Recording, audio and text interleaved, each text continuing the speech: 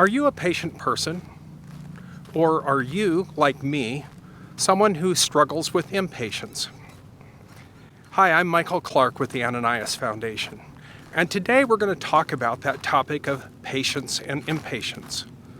We're going to cover what the impact that has on our loved ones and our relationships and ultimately on us. We're also going to talk about what causes us to be impatient and ultimately what we can do to become more patient.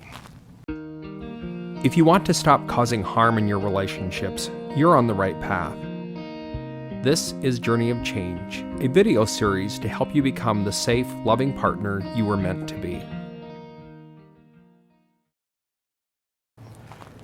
So if you are like me, someone who struggles with impatience, what's the problem with our impatience?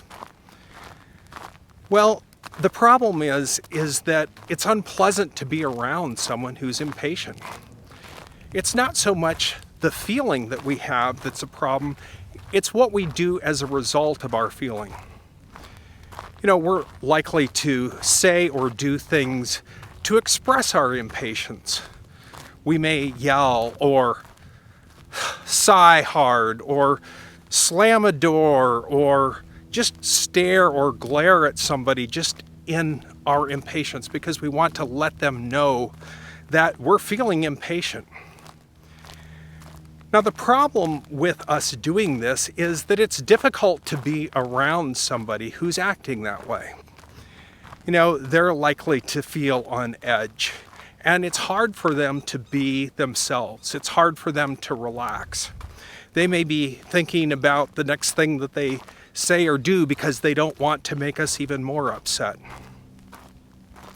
Ultimately, what happens is that this hurts our relationship with this person.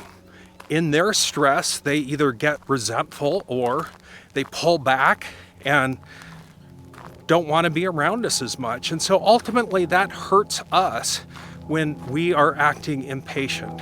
It hurts our loved one, it hurts our relationship with them, and it hurts us.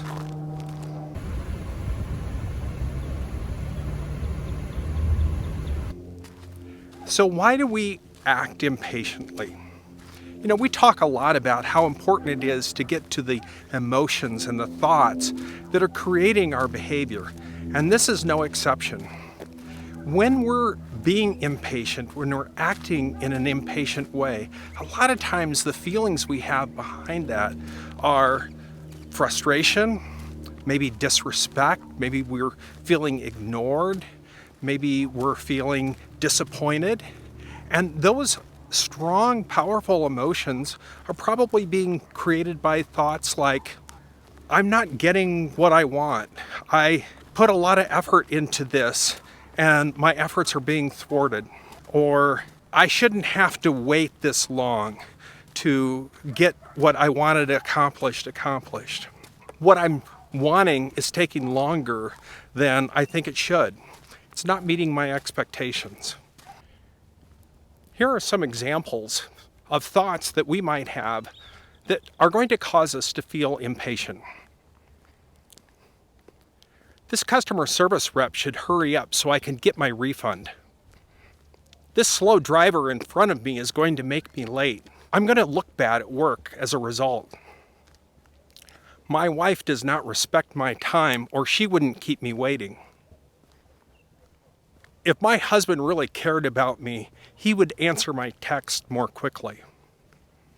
Anytime we have these strong emotions, our mind wants to get rid of those negative emotions. And so what do? We act frustrated to people around us, hoping that that will somehow change our circumstances, that they will act or behave differently, and then we won't have to feel the frustration.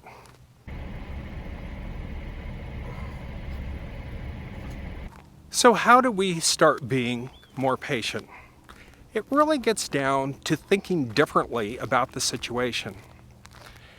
If our partner was late, perhaps there's something that caused them to get held up. It wasn't necessarily personal. They weren't necessarily ignoring us or trying to inconvenience us. They just had something happen. The same with the slow driver in front of you while you're driving. Perhaps they're just uncertain about their driving. They're not intentionally trying to hold me up and prevent me from getting to where I wanted to go.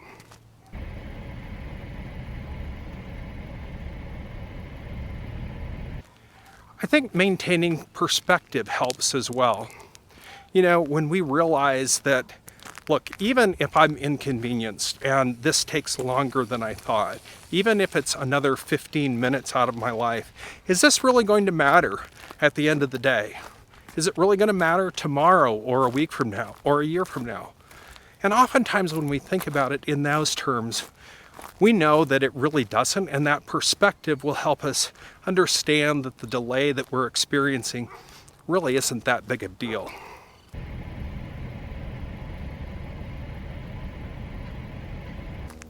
Oftentimes we'll see that the thought that created our impatience is really not true, or it's kind of silly.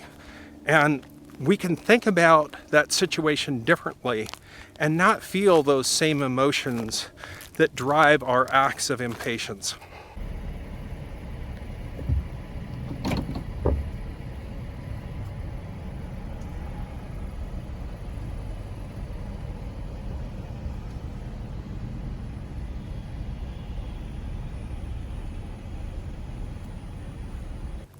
The benefit of becoming more patient people is that it helps our relationships with others, but it also helps us.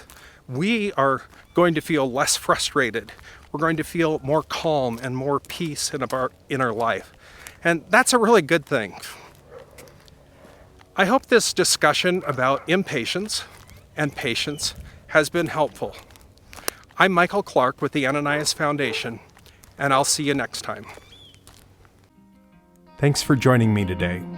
I'm honored to be on this journey of change with you, and I hope I've helped you in some way. If you have any comments, questions, or suggestions, feel free to leave them in the comments section below. We'd love to hear from you.